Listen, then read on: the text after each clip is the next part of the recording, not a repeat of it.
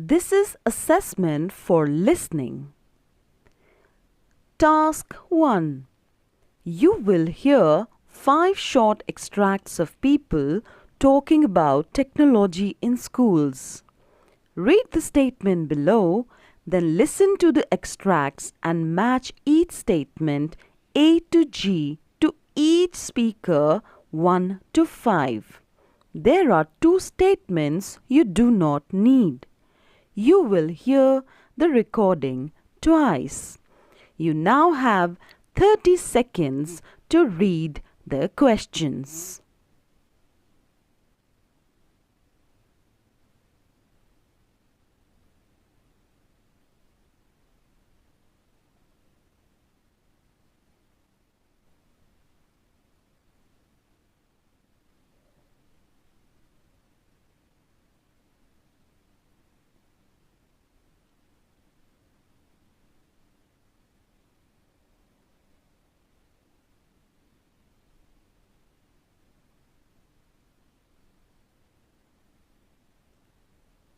Speaker 1. Schools are changing, becoming smarter. The days of lugging around huge school bags, making notes and mugging from textbooks are gone. They have given way to smart classrooms with whiteboards on which content can be saved, stored and viewed online. Schools were experimenting with basic technology till recent times, but this is no longer the case. Class notes are now emailed to students. There are graphic calculators and Microsoft Excel spreadsheets. Homework assignments are posted online. All of this is designed to make teaching more interactive by video conferencing and live broadcasting. Speaker 2. What does so much technology do to a children's learning life? Today, a teacher's job is to focus on concepts rather than content. He should be able to teach more than what Google has to offer. However, while we embrace technology, we have to be extra cautious as kids are highly vulnerable to cybercrime. So, the question is, how much technology is too much in schools? While smart classes have their advantages, it doesn't make any sense to make 7-year-olds carry a laptop to school. If students can read up everything online, they may become complacent and even stop going to school. Speaker 3. Children aren't as attentive as they used to be before smart board devices were incorporated into teaching. Some children no longer take notes. Those using internet 24/7 are easily distracted. Children miss out on writing skills. Let's face it, the traditional tools of teaching will never become obsolete. Another drawback of the net age is that students are at loss if they don't understand content on the web or have a guide at hand. Technology can never replace a teacher. Generation Y seems to be comfortable with the technology even though parents and teachers are still in adjustment mode. I don't know which generation will be better off in the long run though. It's good for their brains, but is it good for them in other ways? Children are mentally active, not so physically. Speaker 5. Technology is here to stay and we will just have to accept it. But there's no doubt that children's handwriting and vocabulary have suffered. However, the danger is not so much from the use of technology in a supervised classroom, but rather what a child will do at home when he is alone, lost in a virtual world. His health, ability to engage with others, natural curiosity about his surroundings, and imagination are bound to suffer. If pen and paper once defined school days, it's the stylus and touchscreen that do so today. Perhaps the two can coexist. Task 2. You will hear 3 people talking about homework. Read the sentences below, then listen to the conversation and choose A, B or C for each sentence. You will hear the recording twice. You now have 30 seconds to read the questions.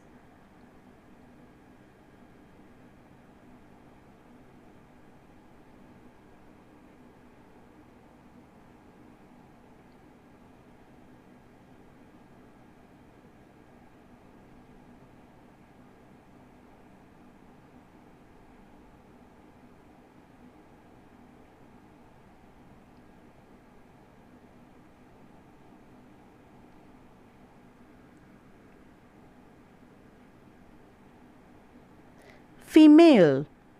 School homework, the bane of many a household, has been closely studied by a pair of Australian academics who found that homework for young primary school children is of little or no value when it comes to academic achievement.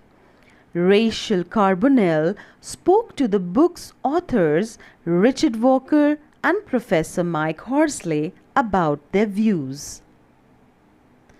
Male 1. I realize there's a lot of disagreement, but the consensus findings would be that homework's not very beneficial for primary school kids. You know, there are very limited benefits for junior high school kids and only reasonable benefits for senior high school kids. Thinking about the effect of the involvement of parents in homework, where parents are over-controlling or interfere in their kids' homework activities, then that's clearly not beneficial, is it? But where parents essentially try to provide guidance, then that situation is beneficial for students. Not many parents actually do this. They tend to take control. But if they can take a back seat, then this supports their kids' autonomy rather than them being interfering and controlling. Female. Well, despite the research showing overall that homework is of limited value for younger children, it did not discount that the value of homework in children. For example, it is said that it helps to develop other skills such as managing their time and setting and completing tasks. Male 2. Yes, but the fact is that the quality of the homework that is set is more important than the quantity. We think that there's probably too much homework, which is basically just practicing and repeating the work done in the classroom. Female. I think the book is valuable because it's aimed at teachers and parents as well as students. I suppose, in a sense, it proposes a rethink of homework, doesn't it? Male 1. Yes. For example, it suggests that teachers should develop a homework curriculum. That is, when the teachers are planning their unit of work, they should probably plan homework at that time. Homework is often an add-on. So one of the things that we hope to achieve is to try and get the planning of homework to be more sophisticated, much more structured and organized. Male 2. The other thing is that Homework tends to be seen as being an individual activity, but if you see homework as being social and cultural in nature, then you're going to set different types of homework for students. If you believe this, then you're probably going to emphasize more collaborative learning. You're probably going to emphasize the fact that students need some assistance with their homework from parents and other people rather than just the idea of students sitting at home in isolation doing their homework. Task 3. You will hear Sarita Shah giving a presentation on heating problems and solutions for them. Read the questions below, then listen to the extract and choose 4 of the options A to G which are correct. You will hear the recording twice. Which 4 of the following statements does the speaker believe to be true? You now have 30 seconds to read the statements.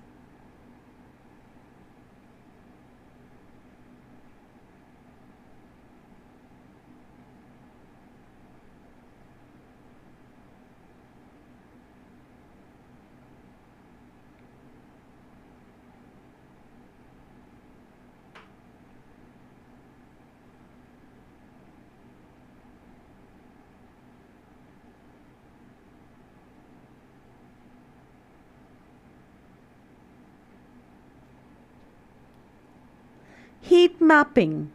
Hello, I'm Sarita Shah, working at Heatwell, an upcoming heat mapping company in New Delhi. Do you know where your insulation gaps are? As the winter months arrive and much of northern India braces itself for icy weather, we take to the streets to let homeowners know exactly where their heating expenses are escaping. We provide suggestions about how to make your homes more energy efficient. We drive around as many streets as possible, taking pictures of people's homes in our SUV equipped with infrared cameras, heat mapping whatever homes are visible on both sides of the street. The photos give a quick assessment of each structure's thermal envelope and highlight areas where heat is escaping into the outside air. In blobs of color ranging from black coldest to purple, orange and yellow, which is the hottest, the images can be used as a thermal map to prioritize areas that need extra insulation, usually around windows, eaves and spaces between floors. The images are then processed on the company's software and stored on a secure server. Homeowners can then type in their addresses to see if their homes have been covered and get a free assessment. Heatwell can then recommend local insulation companies, window installers, etc. that can provide fittings to help plug the gaps. The only challenge that we face is the concern for privacy expressed by the people. But we at Heatwell insist that our cameras cannot see through walls or windows. So, it is impossible to see people or objects inside the buildings. Also, the images are stored on a secure server and homeowners can also opt out of the program and have the photos deleted at their request. It can be proved that about 50% of household energy waste results from breaches in a home's heat envelope. The company estimates that residential buildings can easily save rupees 37,000 to 75,000 per year. Task 4. You will listen to someone talk about things that irritate them on Indian roads. Read these sentences, then listen to the speaker and complete these sentences in 1 or 2 words only. You will hear the recording twice. You now have 30 seconds to read your questions.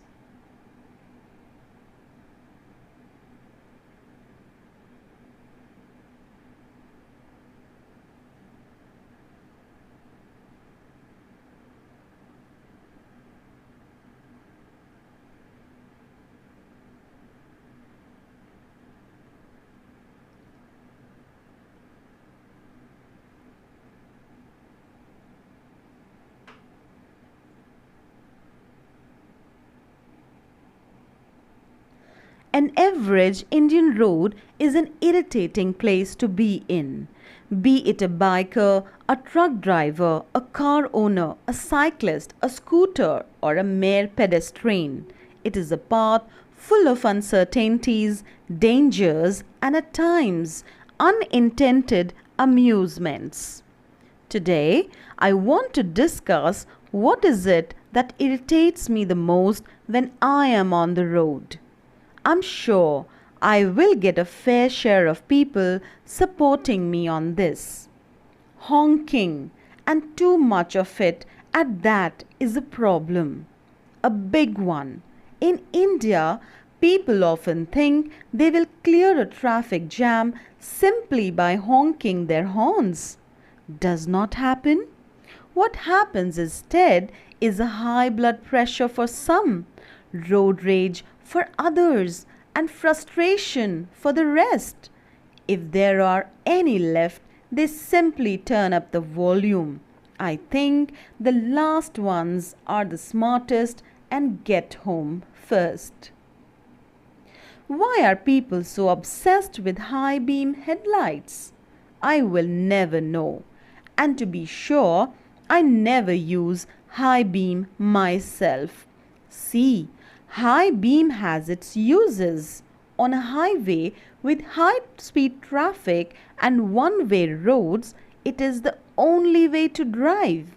But in cities with well-lit roads, as in Delhi, Mumbai, and some other cities, it is a nightmare. In fact, it is criminal to use high beam, or should at least be. Rear view mirrors have a purpose and are supposed to be used. Pity we don't realize that. Out of laziness or sheer carelessness, I'm yet to figure out. The number of cars on the road who never bother putting into use the rear side view mirrors is incredible. You don't need University of Cambridge research to prove that. Simply roam around the city and casually note the number of cars with a folded side view mirror, or those without one at all. Somehow, to me, a rear side view mirror is more useful than a normal rear view mirror. It helps you reverse and also when you wish to change lanes. And yet, people don't use it. Shame, shame. And now the bikers. They are a bunch of crazy people. They zigzag around, sometimes appear in front of you out of nowhere, and at times disappear too without warning. And in India, there are so many of them, so they make my life hell. But what is it with SUVs though? You're big, you're spacious, you're frightening, but you don't own the road. In the city anyway, because you are heavy, you are also slow. And no matter how hard you try, you can't get further ahead of my Maruti 800 from one red light to the next. So stop giving me those looks. I'm scared but can't be defeated. Irritating. Thank you for listening. You were listening to Mrs. Vandana Harit, Lecturer English.